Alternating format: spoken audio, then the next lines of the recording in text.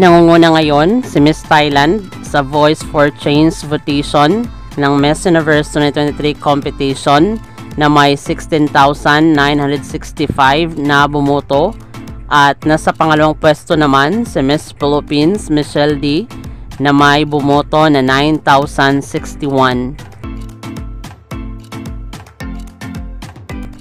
Sa kabilang banda, bumiyahe na patungong El Salvador si Miss Nepal para sa competition ng Miss Universe.